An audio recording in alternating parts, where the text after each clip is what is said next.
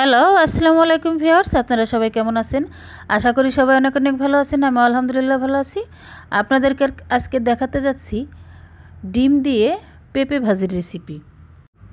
তো প্রথমে আমি একটা পেঁপে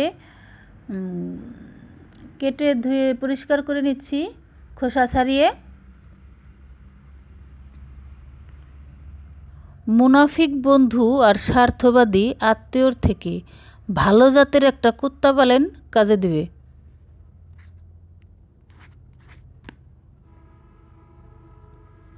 তো দেখুন আমার খোসা ছাড়ানো হয়ে গেছে। আমি এখন ছোট ছোট করে একটু পাতলা পাতলা করে কেটে নিচ্ছি।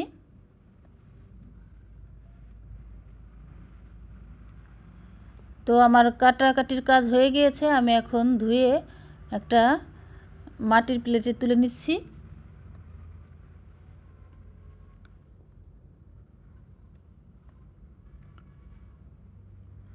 তো দেখুন আমি ধুয়ে প্লেটে তুলে নিয়েছি। এখন আমি চুলায় চলে এসেছি। চুলায় একটা কড়াই বসে দিয়েছি, তার মধ্যে দিয়ে দিয়েছি সয়াবিন তেল। সয়াবিন তেল গরম হলে আমি এর মধ্যে পেঁয়াজ কুচি আর মরিচ কুচি দিয়ে দিয়েছি। এখন একটু নেড়ে চেড়ে নেব। দিয়ে দিচ্ছি এর মধ্যে অল্প পরিমাণে হলুদ গুঁড়ো,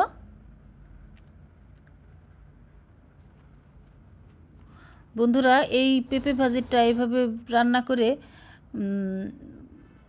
আপনার রুটি পরোটা যে কিছুর সাথেই খেতে দারুণ লাগে, অসম্ভব মজার হয়েছিল।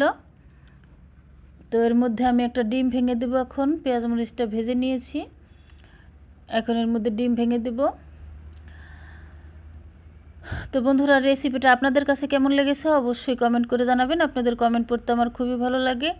আমি চেষ্টা করব আপনাদের প্রত্যেকটি কমেন্টে রিপ্লাই দেওয়ার জন্য। আর আমার চ্যানেলে নতুন হয়ে থাকলে অবশ্যই চ্যানেলটিকে সাবস্ক্রাইব করে বন্ধু হয়ে আমার পাশে থাকবেন।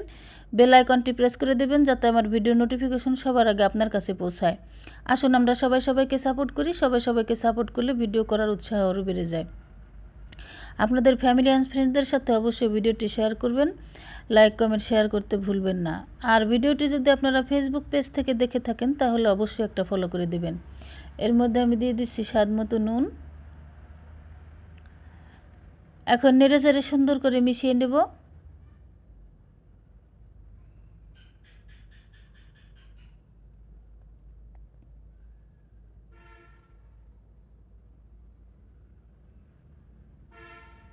আমি আজকে এটা সকালে ব্রেকফাস্টে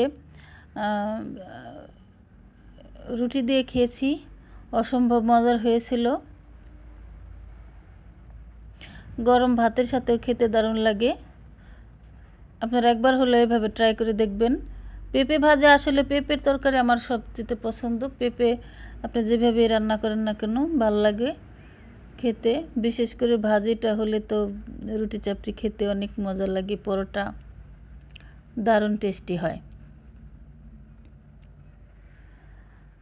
সব সময় চেষ্টা করবেন সকালের নাস্তায় আপনার রুটি পরোটা যাই খান না কেন তার সাথে একটা সবজি রাখার জন্য, তাহলে সবচেয়ে ভালো হয়।